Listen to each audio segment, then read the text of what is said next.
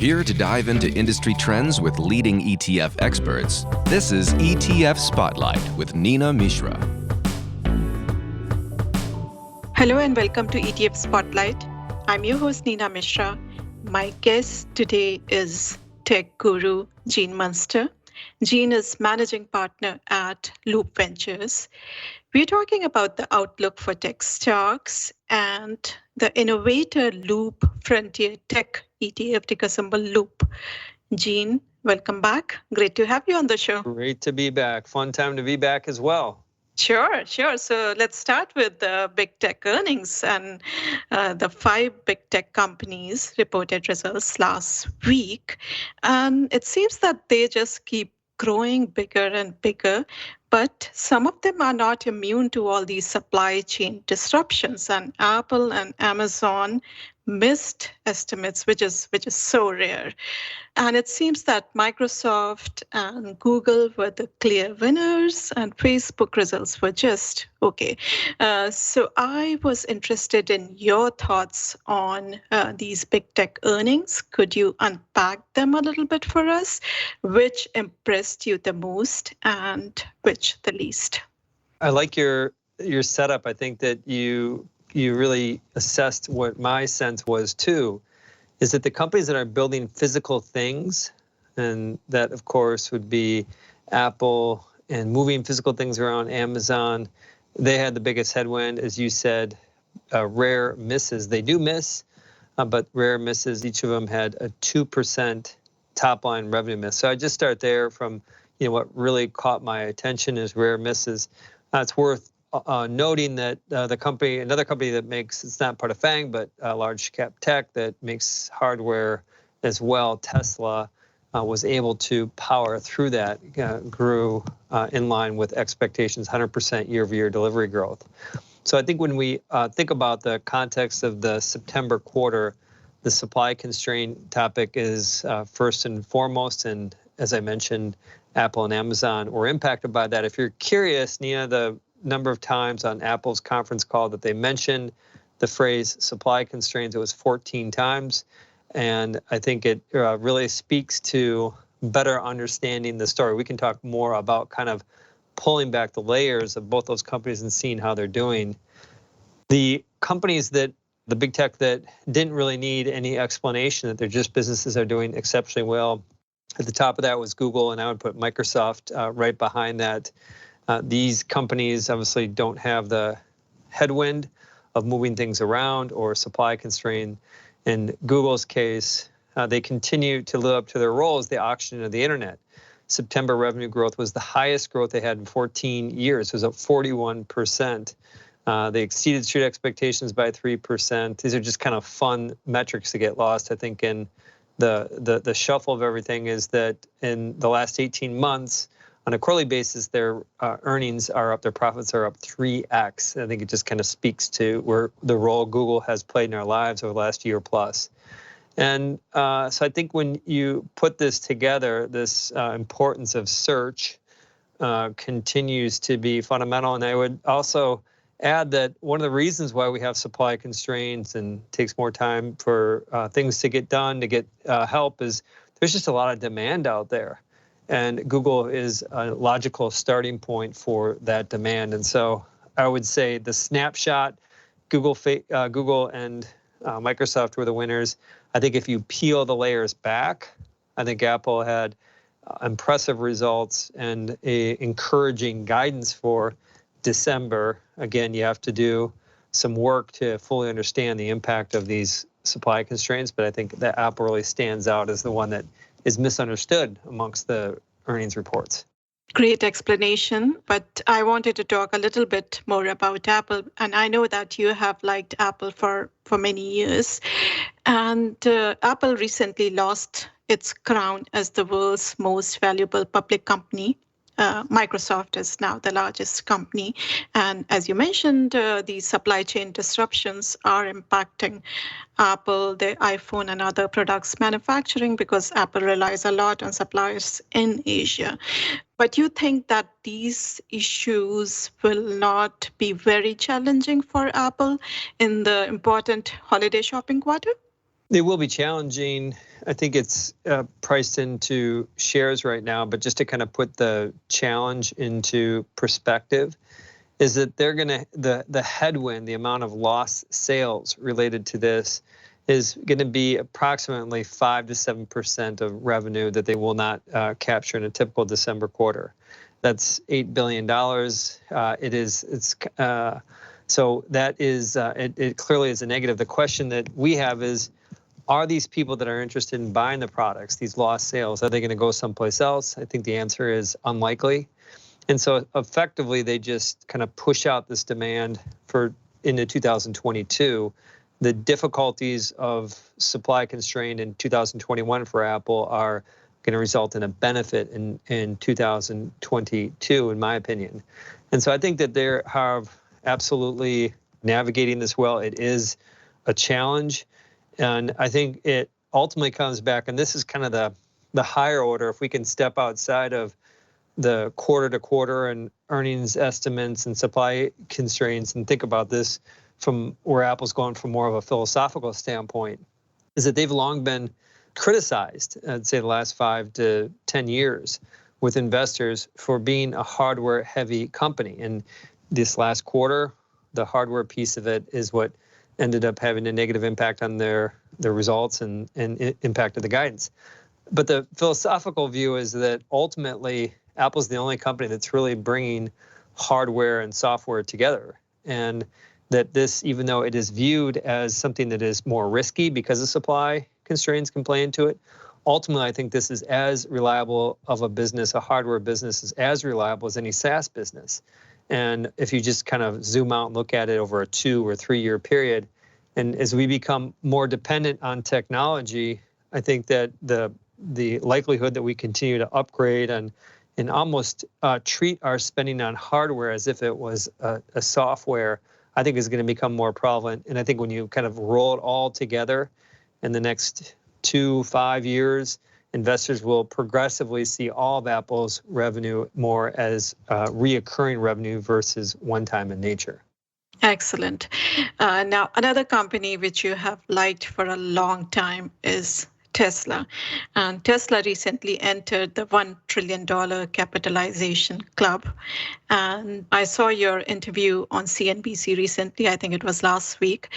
You said Tesla could become a $2.5 trillion company. Tell us why.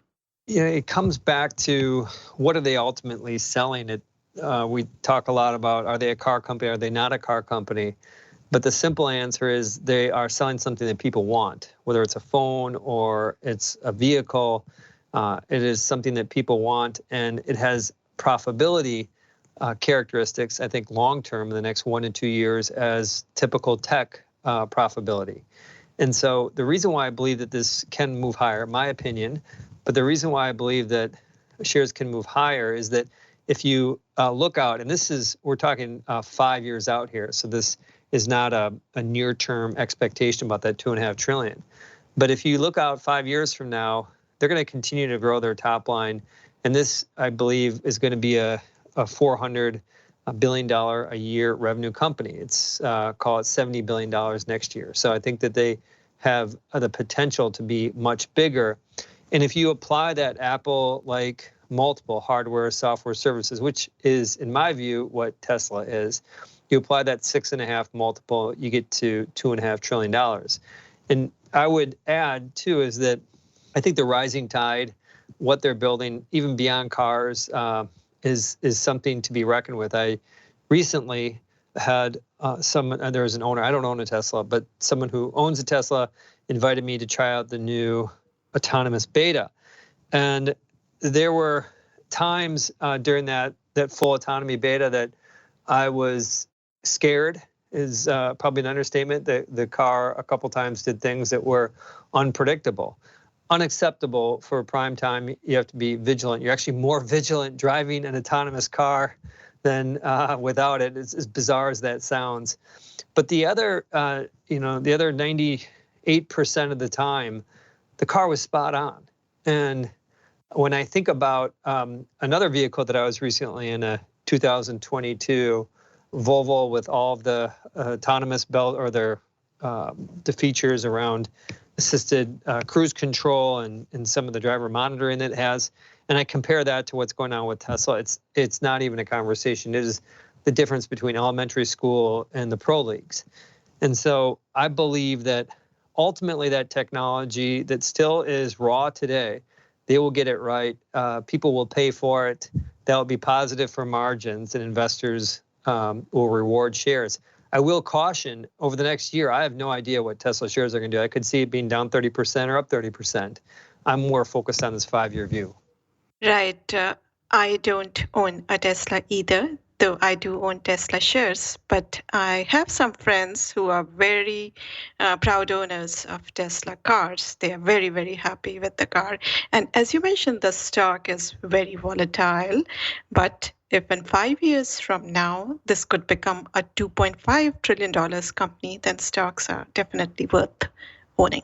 So now I wanted to talk a little bit about the metaverse and Facebook's name change. We know that metaverse is emerging as this latest trend in the technology world. And it seems that it is no longer something which is seen in sci-fi movies, but it has the potential to become a significant investment opportunity in the coming years. So what are your thoughts on Facebook's name change? Is it a big deal? And who, in your view, will become a big winner from the metaverse? Before I answer the question, just some background on what is the metaverse. I like how you said it. It's science fiction. Think of Ready Player One as an example. Think of this as new ways, whether it is immersive with goggles on or with 2D screens like your phone or your computer to spend time. Roblox, Take-Two are examples of gaming. They are effectively early stages of the metaverse. They have economies within them. You take up a lot of time. You spend many time. Ask any teenager how much time they spend in Roblox, and I think you will be surprised. So that's what the metaverse is. Trying to fully understand what the metaverse is going to be in the next decade is the equivalent to trying to understand what the internet was going to be in the early 90s. I would have described it then as multiple computers over a network talking and messaging to each other, and really missed the full potential of it. And I think the metaverse is the same way. Even though I'm not a fan of what the metaverse is going to, I think, do to humanity, I'm a believer that it's unstoppable. And these companies, the big tech companies, are going to bring it into reality, which brings us to Facebook and their name change. And your question, is it a big deal? And the answer is it's a huge deal. And there are times when companies make name changes for branding purposes. There are times when it's strategic, and then this is the latter. And when you change your name from Facebook, imagine being an employee at Facebook, you work at Facebook, you work on the Facebook product or on Instagram. Now you work at a company called Meta, and that just really sends a tremendous amount of energy to the people who are building the products around the metaverse, and also as a directing guide where ultimately Facebook and Instagram, their products are going to have to operate and live within this. So it is a strong guiding principle. It is the equivalent to me of when Apple removed the name computer from their name to focus on devices. It's very different than when Google renamed Alphabet. That was a ambiguous, confusing name. So I think there's substance there. And finally, like, what does it mean ultimately? How does Facebook play into this? Because it's hard to describe what the metaverse ultimately is going to look like. And I think it's difficult even for these companies to describe it. It's hard to really say how much Facebook is going to participate in the metaverse. I will say they are going to drip products around the metaverse and marketing and propaganda over the next few years. And I suspect that their shares will be rewarded. We have at Loop, we recently became an investor in Facebook for the purpose of the metaverse, because we just think there's just, we're going to hear so much about it. You think you've heard a lot about the metaverse over the last 6 months, but we haven't heard anything yet. Great. Now, we talked about 6 largest companies in the US: Microsoft, Apple, Google, Amazon, Tesla, and Facebook. Of these, which you like the most now for the rest of 2021 and for 2022, and which, if any, should be avoided by investors? I think in the near term, the next year, it's Apple and Facebook for the reasons we talked about in Apple's case. the fact that they're going to grow in December despite an incredibly difficult comp because the change in the timing of iPhone from a year ago, and separately the supply constraint, I think speaks to this accelerating digital transformation. We just need more devices, whether they're phones or computers, Macs and iPads, and I think they're going to benefit. So I'd put Apple at the top. It's still, I think, reasonably valued with outsized opportunities, whether it's around autonomous vehicles, what they're ultimately going to do there, augmented reality glasses, what's going to play into the metaverse, and even something around healthcare potentially. And then separately, Facebook, company that I've long disparaged because I don't think it does the world good. But I think in this case, they're going to be a key player in the metaverse, and I believe that the shares will be rewarded for that. As far as which companies are going to have a more difficult period, I think Amazon's going to be going through some growing pains around what is going to be a new step up in salaries. They have 1.3 million employees. It's hard to imagine. Many of those are seasonal, but all of them, most of them are getting pay raises now. And then just the impact that that has to profitability. It's going to take a couple quarters, I think, for investors to start to see the end of this step up in spending, and the stock will start working before they hit the end of it, but we're still in a period where there's probably a couple quarters ahead where we're going to keep hearing that message. So I would say in terms of the big companies, I think Amazon is probably going to be the most challenged, at least over the next 6 months. All of them are going to continue to do well. Our dependency on all of them is only increasing. Very interesting. Now, I wanted to talk about your index and the ETF, the Loop Frontier Tech Index. So this invests in companies which are developing frontier technologies like AI, fintech, robotics, autonomous and electric vehicles, augmented and virtual reality. So these companies, you call them future FANGs last year, I think. So FANGs is no longer relevant. Jim Cramer coined a new acronym. He called them MAMA now. So these future MAMA companies, or whatever you call them, they did very well last year because they benefited from pandemic-driven trends. Your ETF was up more than 90% in 2020. Now, these companies have lost momentum this year. So which emerging tech themes, in your view, have the best outlook going forward for the next 6 months or for 2022? We anchor in where's the world going, and a lot of the same themes that we talked about in terms of what the mega caps ultimately are going to be a part of. There are smaller companies that are building that today.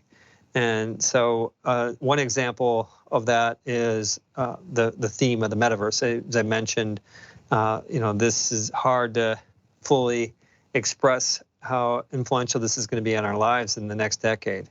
And so that's a keen area for us. And there are two companies that are top 5 holdings within the ETF, and one of them is Coinbase.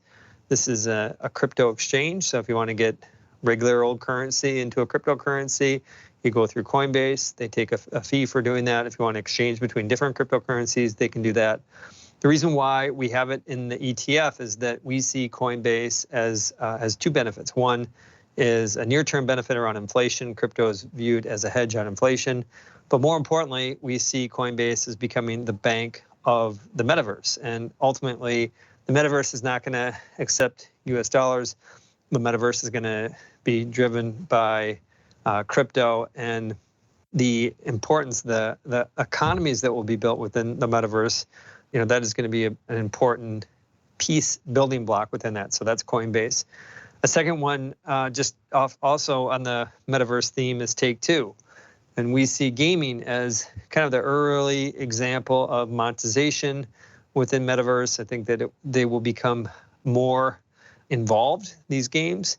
And I see them as kind of them being the gaming industry more broadly as an opportunity to kind of show a profitability within the metaverse, the first segment to do that. And in case of Take-Two, they also have a product cycle coming. I mentioned 5 years for Tesla. This one's still 4 years out here, but Grand Theft Auto, it's the longest in the tooth. They have done some spot updates to the platform, but it is, as a whole platform, it's expected to be updated, I think, in 2025, which would be about 10 years old. Hard to even believe that a game would go that long, but this is going to be the biggest gaming cycle in the history of gaming, and can't own it early enough to take advantage of that. So those are a couple metaverse. And then lastly, just point out a company, this is on kind of the fintech side, is Affirm that the stock has done well recently. They've expanded. This is the basic idea of Affirm, is to be able to buy things on payments.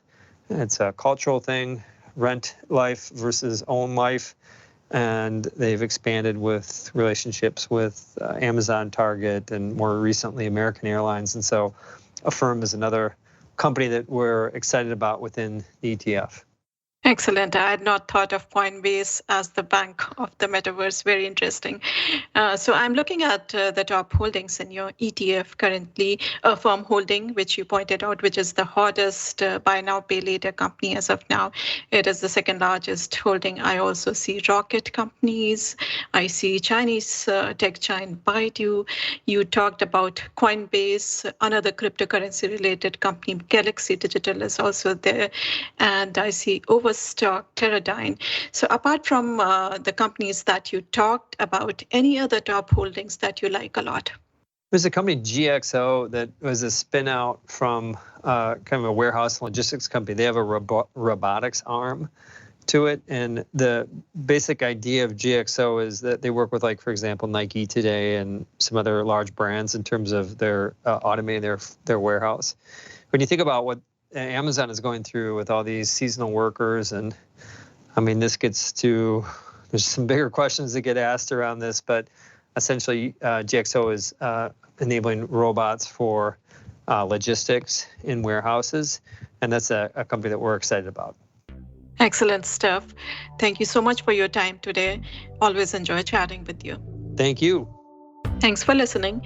If you like our show, please leave us a rating on iTunes or wherever you get your podcast. And also make sure to subscribe so that you do not miss any episode. If you have any comments, questions, or suggestions, please email podcast@zacks.com. This material is being provided for informational purposes only, and nothing herein constitutes investment, legal, accounting, or tax advice, or a recommendation to buy, sell, or hold a security. Do not act or rely upon the information and advice given in this podcast without seeking the services of competent and professional legal, tax, or accounting counsel. Publication and distribution of this podcast is not intended to create, and the information contained herein does not constitute an attorney-client relationship. No recommendation or advice is being given as to whether any investment or strategy is suitable for a particular investor. It should not be assumed that any investments in securities, companies, sectors, or markets identified and described were or will be profitable. All information is current as of the date herein and is subject to change without notice. Any views or opinions expressed may not reflect those of Zacks Investment Research as a whole.